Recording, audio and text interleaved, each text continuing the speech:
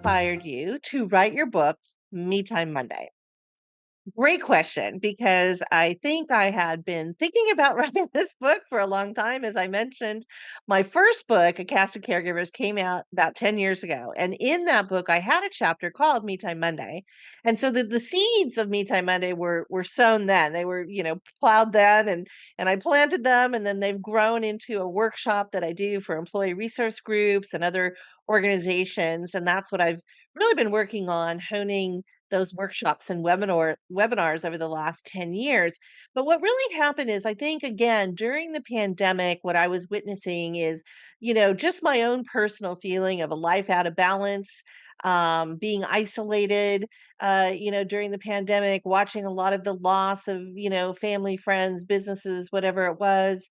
There was a lot of things that were pulling us apart, and our lives definitely seemed out of balance. And I was also seeing a lot of surveys about family caregivers being more burned out, and even having suicidal ideation, which really was concerning. I mean, that's serious stuff. We don't want to see that.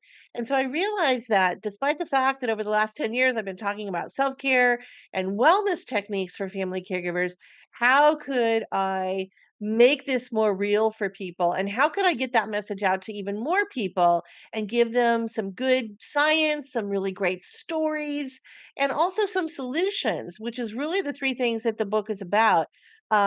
Because I am a storyteller, I love the storytelling part, but we have to get to the solutions, and that's giving you the tips and techniques and other things that'll help you build a better life in balance. And so that was really the inspiration for me to create this book and give, I think, every reader out there. And I write for family caregivers, but to be honest, it really has a lot of interest, I think, for just general, mostly adults, but maybe even some teenagers that might want to pick this up and take a look at it, because it's certainly about how do we at any stage in life find better balance for ourselves, have more of that control that we need to feel over our lives, to create that happiness and that joy that bring us better health.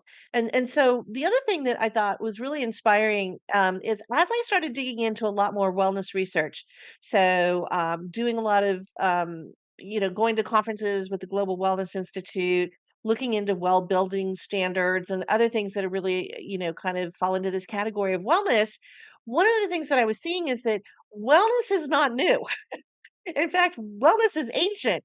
I take people back, in a brain health perspective, 2 to 3 million years ago, when we were originally developing, our human brains. And then I talk a lot about how, the ancient practices of India and China and Rome and Greece, and, Aristotle obviously was a wellness guru of his time, but it was all about finding that balance. And so many of the things that I discovered through all this research, and then it's certainly more recent research, even still, though, being considered older, because I was finding things from the 1920s and the 1960s and the 1980s. All of this still is the premise and the foundation for wellness today. So, we have a lot of new techniques and things out there that are coining themselves wellness. We have wellness resorts and wellness pillows and wellness tuna fish, and, all everything's wellness, right?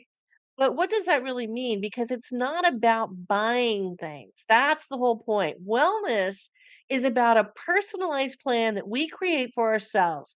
And it's not about perfection. One of the things that I found as I did my workshops and talked to more people about this is that this whole push on wellness seems to create this sense of it's a self-defeating exercise. Like, I'm not perfect enough.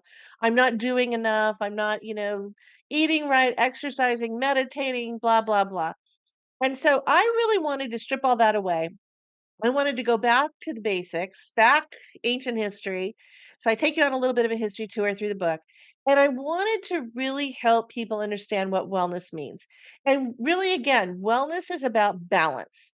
It isn't about a new cleanse, a new exercise regime, a new pill or supplement that you can take, or a new breathing technique. All of those things are great, and they can certainly fit into your wellness box. But really, what wellness is about is focusing on small things that you can do for just a few minutes a day, or even during the week, because that's what Me Time Monday is all about, weekly practices, and being kind to yourself, and really doing things that don't require you to go out and buy some equipment or an outfit or pay for expensive lessons. It's things we can find in nature. It's things we can find in our interpersonal relationships, which are so vital.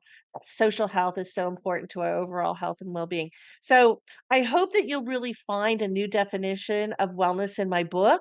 And along with that, you'll find the techniques on how to practice those wellness elements in the 7 different areas of life, which I know sounds like a lot. It's like 7. Are you crazy?